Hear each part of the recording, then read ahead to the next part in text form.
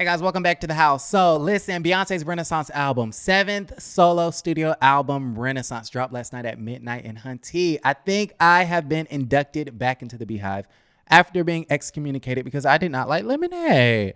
I said something on Instagram and all of the Beehive members attacked my ass. This was probably about like 3-4 years ago. And I was like, fine. If you don't want me to be a part of the Beehive because I criticized Beyonce, then fine. That's the sort of Beyonce fan I am. I'm not the sort of fan that's going to kiss ass and like everything that the girl put out. I mean, is she Jesus? Is she God? Come on now, y'all. Beyonce is not nobody's God. I'm not worshiping her. I don't like everything she does. If she has a hairstyle or an outfit or a song or a tour or a dance move or a verse or a rap that I'm not a fan of, then I'm going to speak on it. Like, to be honest, Break My Soul was not my mess. It wasn't. I ain't like the song, but I liked it inside this album. Thank you so much to the transitions. Thank you, Energy. Thank you, Energy, for the transitions. Because how is it that I cannot like the single, but then like the song inside the album due to the transitions? What is the psychology behind that? I mean, the psychology of Beyonce. We love to see it. But no, to give you guys a little bit of background information on the situation, I became a Beyonce fan, like a real true Beyonce fan, I think, during Sasha Fierce. I don't know how old I was. I don't know, like 11, 12, something like that. Sasha Fierce came out 2007, 2008. I was obsessed. I was like, I love this woman. Like, I had known her from prior, things like Destiny's Fulfilled. And I saw that whole era. And then, B-Day and the other one, Dangerously in Love. Like, I witnessed all of that. But I wasn't really quite old enough to really stand nobody. But when Sasha Fierce came out, I was like, oh, I stan. I don't even know what a stan is, but I stan. I love this woman, and she instantly became my favorite artist. I mean, from Single Ladies to Radio to, what's the other song? Video Girl, If I Was a Boy, Disappear. I remember listening to Disappear on a repeat. That was my album. I mean, watching her do the Single Ladies at the 2009 VMAs. Like, I was so obsessed with this lady, y'all. So obsessed. So I became a stan, and then her next era, she did Run the World Girls, which I didn't like that song, but 4 came out, and it took me a little while to get into 4 because it was so different from Sasha Fierce. Sasha Fierce, I feel like Beyonce was in her mainstream bag. She was in her pop bag, right? And then she came out with whatchamacallit 4, and it was like very heavy R&B. So I had to get used to that. I was like, I'm not used to this. But years after the fact, I have grown so much of an appreciation for 4, and I love that album. And then she had the self-titled. So love self-titled because to me it was a mixture, and she was back into her pop mainstream bag. So I would say, and then she changed the game with the digital drop, y'all. I mean, I remember, being in high school, my ass done fell asleep when Beyonce just took over damn iTunes, honey. I wake up to my phone blowing up. Okay, y'all know in high school, you got to get up at 7 a.m. to get to school by 8:15. My phone is blowing up. That's when we had the iPhone 4. And I unlocked my phone. That's when you slide unlock. Oh my God, have you listened to Beyonce's album? Beyonce's album. Oh my God, oh my God, oh my God. Self-titled. And I'm like, oh my God, I cannot believe I fell asleep on Beyonce's surprise drop. I'm pissed. I am pissed at the situation. And I just remember being so obsessed with that body of work. I loved it. So if I had to rank like my top 3 Beyonce albums, obviously they would be, I think my number 1 would be 4, then Self-Titled, then Sasha Fierce. I'm trying to think if there's another one. And then B-Day, and then Dangerously in Love, I think. And then at the very bottom of the list would be Lemonade. And this is where I really dropped off when it came to being a Beyonce fan. Now, I was sticking with Lemonade. I'm like, okay, I hate Formation. Did not like it. I thought it was super corny. Great message, but I thought the way she put it together was corny. The music video wasn't my favorite. Loved that Super Bowl performance with Bruno Mars, though. And I feel like I'm talking too much, but fuck it. I just felt like Lemonade was too much. Like, it was... I'm going to need Beyonce to love black people a little bit less. It got too boring. And I hate it when artists are like real funky and spunky and fun. And then they get like real boring. They have like their boring era. Like Lady Gaga had a boring era too with Joanne, which I respect when an artist evolves. But I felt like it was too much too fast. I was like, no, girl. And then I thought it was a clusterfuck. Don't shoot the messenger, y'all. Please don't hate me. but I thought it was a clusterfuck of genres, and not the bad bitch genre. Okay, like you went from gospel to bluegrass, country, and then rock, and then pop, and then jam, and then break. And I'm like, girl, I thought Lemonade was a mess. For me, Lemonade was a mess. It was too much for me. So then Beyonce did the one with Jay-Z, Everything Is Love. Hated it. I hate it when Beyonce does collaborations with Jay-Z. Like, remember the one with DJ Khaled? The Shining one was like kind of corny, but I kind of liked it. And then she did a song called Top Off, which I thought was horrible, cringy. Then she did Everything Was Love, and I liked Boss, but that was about it. I thought Ape Shit was cringy. Hated it. Then she did Lion King The Gift, and I'm like, oh my God. Like, I'ma really need Beyonce to love black people a little bit less. Like, I'm not feeling this. I'm not feeling it. I'm not feeling this, Beyonce. Like, where did my Beyonce go? Where did Sasha Fierce go? Where did 4 go? Where did Self-Titled? Like, I want that Beyonce back. Okay, so it was like a good, like, I don't know, 6, 7, 8 years. I don't know how many years it's been since 2013. 9, almost 8, 9 years at this point of me just being super disappointed by every project. I'm like, where's my Beyonce? Like, I don't know. And y'all, I think she disrupted that with Renaissance. Okay, it took me 7 minutes to really go through my whole Beyonce history, but Renaissance dropped last night. And I was surprised. I was very prepared to have a really harsh critique on it. And I was like, Beyonce, if I can at least get 5 songs, that I really, really, really like, I'll be satisfied. I think it's about maybe like 13 songs that I like. 13, 14, 15, 16, yeah. I would say out of this whole Renaissance album, there are 3 songs that are definite skips, okay? And we're going to get to those. But everything else I really did like, and I was surprised. I'm like, wow, this is different. It's a lot of Afro beats. It's a lot of house music. It's a lot of ballroom LGBTQ voguing music. And I absolutely was in love with it. I was so happy staying up till 4 a.m. just having the album on repeat. I had a group chat with all of my friends and I was like, bitch, I like this song. And then my friend would be like, I like this song. And then my other friend would be like, oh my God, did you hear this transition, bitch? And I'll be like, yes, bitch. Oh my God. Y'all, if not for anything, listen to this album for the transitions.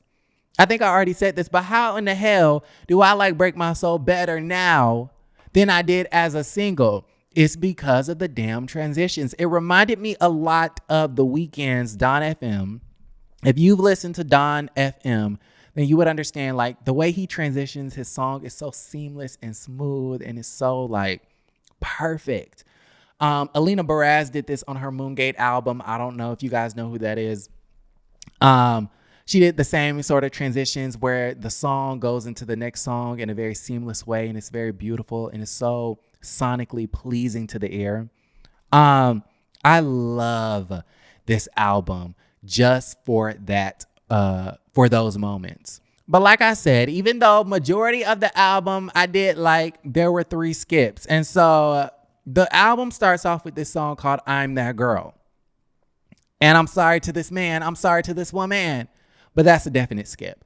I mean, why? Why did we need it? Okay, thankfully, she saved it for me. She saved it. I'm like, Beyonce, it's been 9 damn years, 8 years since you've delivered something that I liked. Please don't disappoint me with this damn song. So I was like, oh God. And then when Cozy came on, I was like, yes, I like this. I like now this. How fair to say now this. You did that. You did that, B. Listen, Cozy is like a house song, but it's like Afro beats to it too. It kind of reminds me of The Gift, but a better version of The Gift. It's so great. I love Cozy. I love the message behind it. You know, being comfortable in my skin. Love that song. Such a great song. Then Cozy seamlessly transitions into, let me pull up the track list. Cozy transitions into Alien Superstar. Alien Superstar is such a unique song. I had read on Twitter before the album dropped that it was very radio friendly, which I do not agree with. I do not think Alien Superstar is radio friendly, but it's friendly to my ears. I love it. It's, again, like a ballroom type of song. Super cute. Very unique, which is ironic because the main word in the song is unique. Love that song. Super different. Alien Superstar transitions so good into Cuff It, which Cuff It was like a house kind of song, but it was very heavily influenced with R&B, which I really did love. It reminded me a lot of Four. So if you're in your R&B bag and you like Beyonce for her vocals, Cuff It is definitely going to be the song. I would not be surprised if Cuff It is a single. I think that's definitely a fan favorite. I think all of them are fan favorites, really. I've been seeing all over Instagram and Twitters, people love Cozy, they love Alien Superstar, and they love Cuff It. But out of the three, I would say Cozy, I think, is my standout. Love, love, love Cozy. And then the end of Cuff It is so good. And then Cuff It goes into Energy, which is the song that Khalees had a problem with. Okay, remember last night, Khalees had an issue with the fact that she was blindsided by this sample of one of her songs. I don't even know what the song is, but apparently it's been sampled on Energy, produced by Pharrell. And whatever she has going on with Pharrell and her ex-manager and her ex-label and her ex-peoples is one thing. But that's beyond Beyonce's scope, knowledge, or education, and it really has nothing to do with Beyonce. Beyonce just clearly just wanted to get the song cleared. She clearly just wanted to get it cleared, and she did. I guess Khalees wanted, a phone call. She wanted a $200 bouquet of flowers from Parkwood. I don't know what she wanted. I'm sure she'll get that. Yvette is sending it through edible arrangements as we speak. But yeah, I just kind of feel like Energy was cute. Energy was cute. That was kind of like a filler song. I feel like there's like a couple of filler songs, 2 filler songs. Energy is a filler. I'm That Girl is a filler. Energy is a filler. And then I think Move is a filler. But Energy was cute. And I love how Energy seamlessly transitions into Break My Soul, which, bitch, broke my motherfucking soul. Okay. Sorry for the potty mouth. But I was like, wow, I did not like this damn song. I'm like, okay, it's a house song and she has Big Frida and then she has the choir at the end and then she has the rap. And I hated how she rhymed outside with outside 5 damn times. I was like, cringe, cringe, cringe, cringe. I felt like she was doing the most on that damn record. But I heard it on this damn album and I was like, hold on. The transition from Energy to Break My Soul made me want to break my soul. What is happening? How did Beyonce do some mind trickery, some sorcery? What kind of sorcery is this that I like the song better inside the album than I did as a single? The psychology of Beyonce, honey. The psychology of Beyonce. And then Break My Soul goes into Church Girl. So remember, I told you guys that there are 3 skips. The first one is I'm That Girl, definitely a skip. But when you listen to the album the first time, you have to listen to it all together. Okay, don't shuffle, don't go out of order, don't skip around.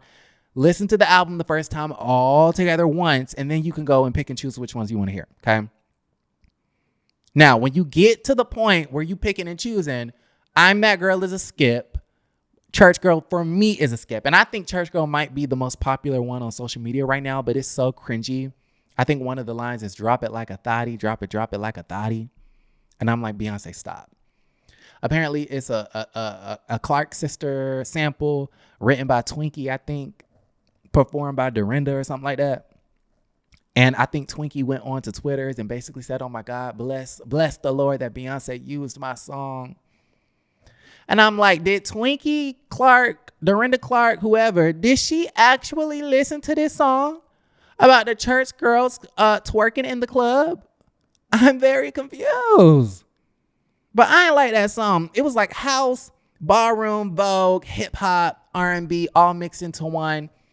Very cringy. I thought it was doing the most. The beat was doing the most. I felt like the lyrics were doing the most. I just didn't like it. Church Girl is a skip for me. Okay, it's a hard skip. I can manage I'm That Girl, but Church Girl, I just can't do it. That is like trash, delete, get it off my phone. And then you have Plastic Off the Sofa. Okay, she made up for it. I did not like Church Girl, but she made up for it, you guys. When she gave us Plastic Off the Sofa, a lot of folks think, that it reminds them of Solange, which it does. A very beautiful R&B melodic song, gorgeous, gorgeous melody. If I had to recommend any two songs for anyone to listen to, it would be Plastic Off the Sofa, which again transitions so smoothly into Virgo's Groove. One of the best two songs on the album, hands down. Tens, tens, tens across the board. Beautiful music. Virgo's Groove is a 6-minute song, and I love every millisecond of it. I love every millisecond of it. It's so good. And the vocals at the end of Virgo's Groove, I'm like, bitch, bitch, bitch. Now, you did something. The hairs started standing up on my arms. The hairs on my neck are, the nose hairs flared out. Y'all know I got big old nostrils. Them bitches came out. I was like, is Beyonce giving us vocals on a dance pop house album? Vocal Hive, stand up. I mean, Virgo's Groove and Plastic Off the Sofa will go in the book. Two of the best Beyonce songs ever of all time. Love, love, love. I mean, I just cannot rave. I don't even know how to describe. They're so smooth and melodic with an R&B disco vibe to it. It's giving me 70s. It's giving me Dina Jones. But it's not like One Night Only disco. It's like a Donna Summer smooth disco. Okay? It's a real like Flower Child disco, Sunflower disco. Virgo's Groove goes into Move. Move is a cute filler. Heated, didn't like the end of Heated. I thought it was cringy. Thick is a cute little house LGBTQ anthem. All Up in Your Mind, I thought is that was a really dope record. America Has a Problem has a really dope beat. Pure Honey, one of my favorites on the album. Honey especially. I mean, Honey reminds me of, again, a 70s disco house song, giving us Dina Jones vibe, okay? From the Dreamettes during the 70s, the end tenure of the group. Honey reminds me a lot of Blow. It's definitely giving a 70s R&B disco roller rink vibe, right? And then we have Summer Renaissance, which I thought was a beautiful, beautiful Donna Summer sample. Loved it. I mean, I'm just so happy with this album. Like, I'm really am happy. I didn't like everything about it. I feel like sometimes in a lot of the songs, it gets really, really busy with a lot of the riffs and the background vocals. And I think sometimes Beyonce's music can be too wordy. I think if I had to have a critique overall, like a general critique, I would say I think sometimes she does a little bit too much with the songs. I feel like sometimes it can just be too wordy. And then, of course, I did not like I'm That Girl. I thought that song was weird. I thought Heated at the end was weird, cringy. And then I thought Church Girl was just absolute garbage. Yeah. I mean, I don't know what else to say besides those three songs, those three skips. It was amazing, you guys. It was so. I mean, I'm just so happy. Like, when I tell you I was up, I was drinking my wine. I mean, I was in the group chat like, bitch, did you hear that transition? Did you hear the fucking transition? Right? And, I was drunk. Okay, listening to the album. I had it on my Alexa in the back. I'm like, I hope it's not too loud. I don't want the neighbors to call, child. Just misspelling words in the group chat, and we were just critiquing the album.